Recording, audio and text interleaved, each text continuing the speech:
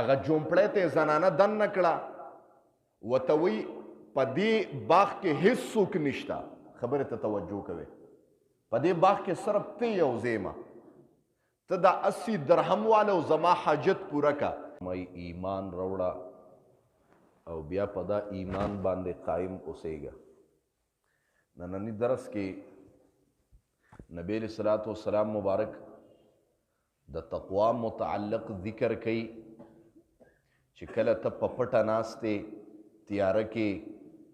نوجوانې او ځان له ناستې نو بم دغه کې چې یو ذات داسې دی چې ماته ګوري د تقوا خبره ده او ستا به دا تصوري که تا په ګناه باندې وس رسیږي او په دغه وخت کې ماسیوا یو ذات دی چې د هغه نه بغیر هیڅ څوک هم نی انسانانو کې هیڅ څوک هم نی خوش میدان دی تا ته په ګناه باندې پته ولګېده وس درته میلو شو نو نبی علیہ السلام مبارک فرمایي دغه ټیم کې ځان د ګناه نه بچ کړه هغه یو زنانه وه یو باغ ته راله د باغ مالک ته وی زما 80 درهمه پکار دي قرضه مې پکار ده وی د دنیا خلکو له وګرځېدم خو څوک پیسې نه راکوي دغه سړی ورته پلان کې وخت باندې راشه نو زما باغ کې به څوک نی خالی بی خوش میدان بی په باغ کې به یوازې زیم او ته بی نو ته به 80 درهم والے 80 درهمه به والے او مقابله کې به زما حاجت پوره کړي خبرې ته ډېره توجه کوئ دا ښځه لاړه وخت یې چې ورته کوم خولې وراله دا ښځه چې څنګه باغ ته را دننه شوه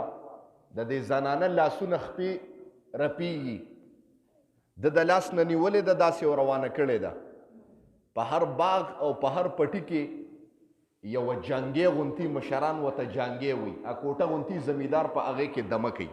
یو جومپړی غونتي چې کوم کسان یې دمه کوي یا مالک راځي هغې کې دمه کوي یا د مالک میلمانه راځي هغې کې ناست هغه جومپړی ته یې زنانه دننه کړه ورته وی په دې باغ کې هیڅ څوک نشته خبرې ته توجه کوئ په دې باغ کې صرف ته یو ځایمه ته دا 80 درهم والا زما حاجت پوره کا دا زنانه ټوله ګړبېده شونډې هم رپېدې او دا لاسونه هم ټول ګړبېده لاس او خپې یې رپېدل نو دا سړي چې ورته لاس اچو نو ورته غوسه شو چې ته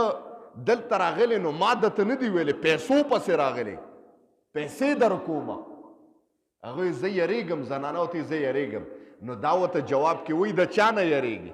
څوک شته نه دلته نو باغ خوشې دی باغ کې څوک شته نه نو زنانه ورته ګوته بره اوچته کړه وی یو ذات خو شته چې هغه مو تا ته ګوري زه به ګناه تا سره څنګه کومه زه به تا ته څنګه ځان بربنډوم یو ذات ما ته ګوري کیمره لګېدلې ده ما ته د بره نه